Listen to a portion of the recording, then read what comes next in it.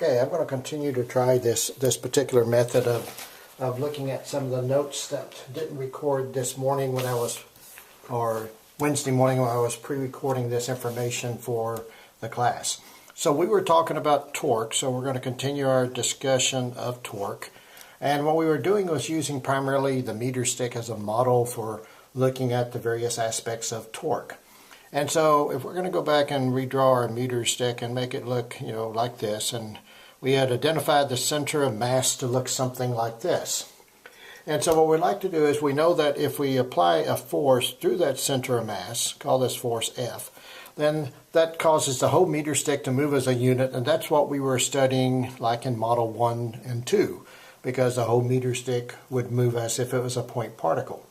What we're looking at in the idea of torque is that we know that if we apply a force, let's say a force here, we'll call this F2 just so that it looks something different than F.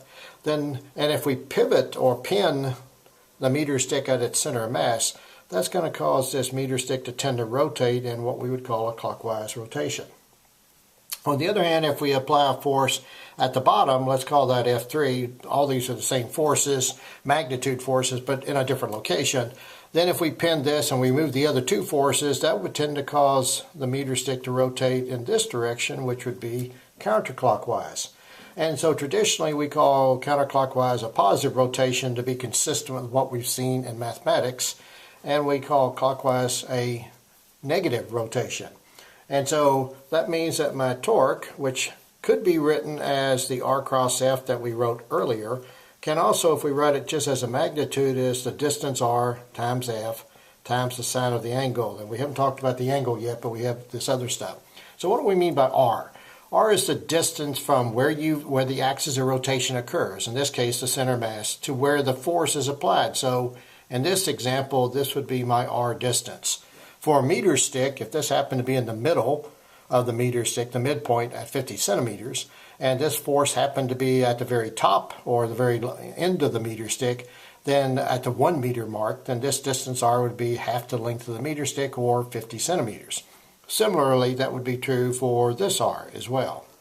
And so it just depends on we rate R as being the distance from the axis of rotation to the point at which the force is applied that causes that rotation. Okay, so the last thing we like to look to, that's R.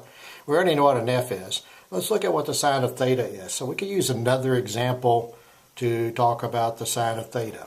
So in this case, let's take our meter stick again, and we'll take a center of mass, and let's say we pin it right there. And we've already looked at that if we applied a force at the very bottom of this meter stick, call that force F, that would tend to cause the meter stick to rotate in a counterclockwise rotation, which we call a positive rotation. So the torque created by, this is the axis of rotation, this is R, this is F, and notice that these are perpendicular to each other, so that's an angle of 90 degrees, so the sine of 90 degrees is 1, so that gives us a maximum torque. On the other hand, we know that if we took a very similar force, and if we apply the force like this, so that it was running parallel and through the meter stick, then we would say that the angle between R and the force F now is, say, 180 degrees. The sine of 180 degrees is 0, so this force creates no torque. So the result here is no torque. The result here is maximum torque.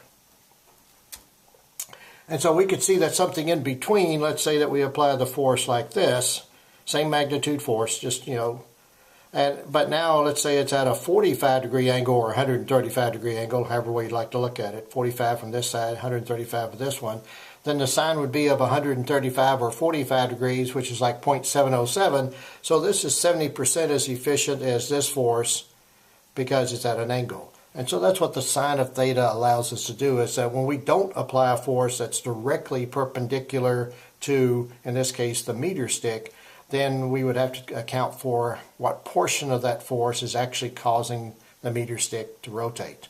And that's what the RF sine theta allows us to do. All right, and so there's one other thing that we'd like to look at as an example of just these rotations. So we're going to take our meter stick again, and we'll make it horizontal this time, and we'll pivot it in the center at the center of mass. And we'd just like to talk about applying forces to it and what the resulting rotation would be. So for instance, if I apply a force like F1 here, we would notice that that would create a clockwise rotation. On the other hand, if I apply a force F2, all these forces are the same size, I'm just labeling them different, then that would cause a rotation like this, which is counterclockwise.